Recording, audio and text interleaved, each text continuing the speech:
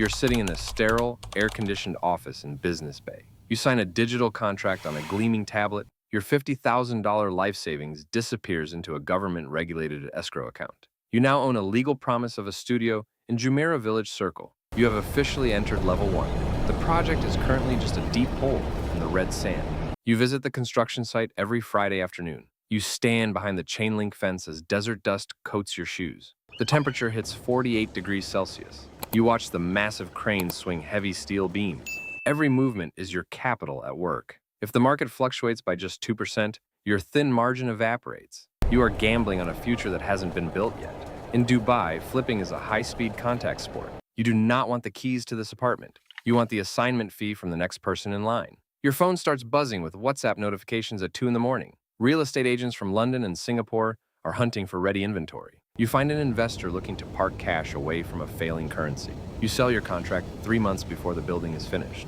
You never saw the finished bathroom. You never walked on the tiled floor. Real estate at this level is not about architecture or comfort. It is about a line on a spreadsheet that moves up. You have turned $50,000 into $72,000 without ever picking up a hammer. You are learning how the capital flows through the desert. You are finally learning the language of the winners. You walk back to your car, ignoring the blinding sun. The air feels different when you have a $22,500 profit in your pocket. You look at the skyline with new eyes. Every crane is no longer a machine. It is a potential multiplier for your net worth. You are ready to move from the dusty suburbs to the blue water. The machine has noticed your existence.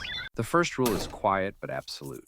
The home you live in is a liability. The contract you trade is a weapon. You have stopped being a consumer of space. You have become a provider of liquidity. Never buy what you intend to live in. Only buy what someone else is afraid to lose. 3 years later, you are in a different room. You are sitting at a corner table in a Michelin-starred restaurant overlooking the Dubai Marina. The skyline is a wall of diamonds reflecting off the dark water. You aren't checking your bank account for rent anymore. You are checking the net yield on a $4.5 million penthouse. Your portfolio has grown from 1 dusty studio to 6 premium units. The air is thinner at this altitude. It smells like expensive cologne and jet fuel. Across from you sits a man named Elias. He's a senior broker who does not list on public portals. He only answers calls from private family offices and sovereign funds. Elias doesn't show you floor plans or marble samples. He shows you the residency list of the building. In 2025, the average rental yield in Dubai Marina is hovering at 7.5%.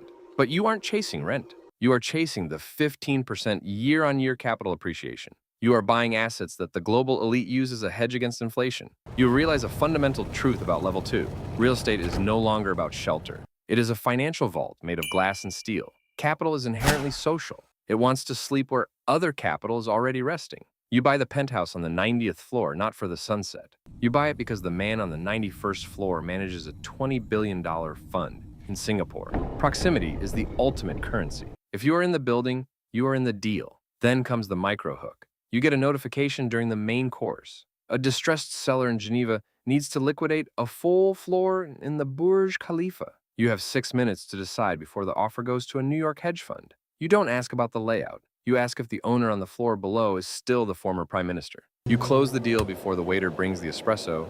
You use a mezzanine structure to leverage the equity in your marina units. Your total debt is now $15 million. You feel nothing. No fear, no hesitation, only the cold satisfaction of execution. You walk out to the valet. Your black SUV is waiting. You look up at the towers you now partially own. The middle class buys a home to live in. The upper class buys a portfolio to grow, but the elite buy a seat at the table. You are no longer a spectator in the desert. You are part of the architecture of the city. The second rule is absolute. Proximity to capital is proximity to power. Money doesn't buy safety at this level. It buys access. 2 years later, you aren't signing contracts for single units anymore. You are the one issuing them. You are a developer now. You have a $180 million construction loan from a Tier 1 bank in Riyadh. You have a plot of land in the heart of the Dubai Creek Harbor. You have 300 workers on site and 6 massive cranes. You are finally building the machine. The phone rings at 3:14 a.m. It is your project manager. The concrete pour has stopped. A mid-level official at the municipality has revoked the foundation permit. No reason given. Every hour the cranes are idle costs you $42,000 in interest and overhead. In this game, time is not money. Time is a predator. You are standing on the edge of a $180 million crater in the sand. Material costs for structural steel have surged 18% in 4 months. Your contingency fund is already dry. You realize the numbers on your spreadsheet don't matter if the man at the desk doesn't like your signature. You don't model the ethics of the delay. You only model the IRR. You meet the official in a dim lounge at the Burj Al Arab. No documents are exchanged, only a consultancy fee for his brother's shell company. You pay the fee without blinking. The permits are cleared by sunrise. The concrete flows again. You have learned the third rule. The machine does not run on logic.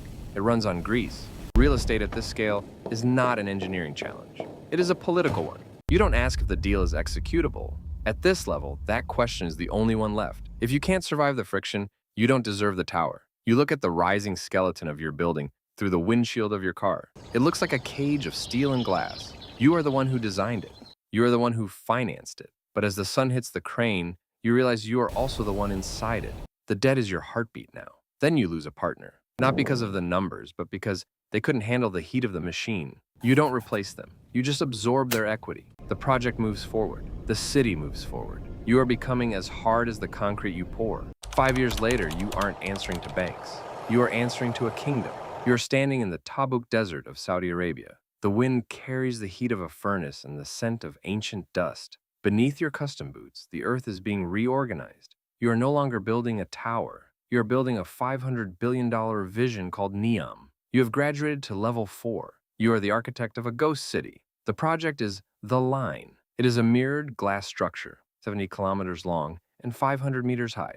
It is designed to house 9 million people in a footprint of just 34 square kilometers. You look out from the command center. You don't see human workers. You see swarms of autonomous excavators and heavy-lift drones. They are carving a straight line through the red mountains. They operate 24 hours a day under the relentless sun. They don't need water. They only need the sovereign will of the Vision 2030 program. At this level, the rules of private finance are irrelevant. You aren't working with private equity. You are working with the Public Investment Fund. This isn't about market demand or rental yields. It is about geopolitical dominance and the ego of a nation. The market didn't ask for a city in the middle of a wasteland. The kingdom commanded it to exist. You are learning the fourth rule. The scale of the asset is the scale of the ego. Sovereign wealth does not follow the cycle. It creates the cycle. Then comes the microhook. You notice the silence during the evening shift change. It is not the silence of peace, but the silence of an empty cathedral. You realize the blueprints are perfect because they are devoid of life. There are no angry tenants. There are no messy families to ruin the 3D printed parks. This is a pure financial instrument. It is a massive physical hedge against a post-oil future. It is a city designed to be seen from space, not lived in from the ground. You walk through the underground rail tunnels that will move millions. The air is perfectly chilled. The lights are programmed to mimic a Mediterranean spring. Yet, you are the only one there. You don't model the social fabric of the city. Nobody asks you to. You only model the structural integrity of the mirrors. You are building a monument to human ambition that might never hear a child's laugh. The punchline is cold and clear. The project moves forward because the capital must be deployed. The cranes must swing because the vision must be photographed. Real estate at this scale is a storage of value for a sovereign state. We don't build houses for people. We build storage for capital. 10 years later, you are looking down from the window of a private helicopter. Below you, the turquoise water of the Arabian Gulf is dotted with 300 patches of sand. It is an archipelago, shaped like the map of the Earth. The world islands. You aren't looking for a home or a development site anymore. You are looking for your own country. You have reached level 5. This is the realm of sovereign geopolitics. You land on a dock made of weathered wood and premium steel. You own London. You bought this island for $35 million when the world believed the desert could conquer the sea. You didn't buy it for the view. You bought it because you wanted to play God with the Atlas. At this level, real estate is no longer an asset class. It is a declaration of independence. You have your own flag, your own security detail, your own private laws. You are no longer a resident of a city. You are a sovereign entity. But as you step off the helicopter, the wind carries a different truth. You look at the shoreline. The sand is not where it was 6 months ago. The sea is patient. The sea is reclaiming what was stolen from it. In 2025, the reality of these islands is a silent embarrassment. Only a handful are developed. The rest are empty, eroding skeletons of a dream. Your $35 million investment is literally dissolving into the saltwater. No amount of capital can bribe the tide. No amount of leverage can stabilize the shifting floor of the ocean. Then you realize the ultimate twist. You spent 20 years climbing the ladder of wealth. You survived the micro flips in JVC. You built the luxury portfolios in the marina. You gambled with the banks in the creek. You even carved the desert for the king in Neom. And now, at the absolute peak, you are standing on a sinking pile of dust. You are the most powerful man on an island that will be gone in 50 years. You are the king of a kingdom that is being liquidated by nature. You stand on the edge of your artificial empire. There is no one to call. There are no officials to bribe. There are no markets to manipulate. The ocean does not care about your IRR. It does not care about your mezzanine debt. It only cares about the physics of the water. You are finally alone. The silence is the only thing you truly own. You don't model the erosion anymore. You just watch the waves take another foot of your soil. The fifth rule is the coldest of them all. Sovereignty is the final luxury of capital, but nature is the final debt collector.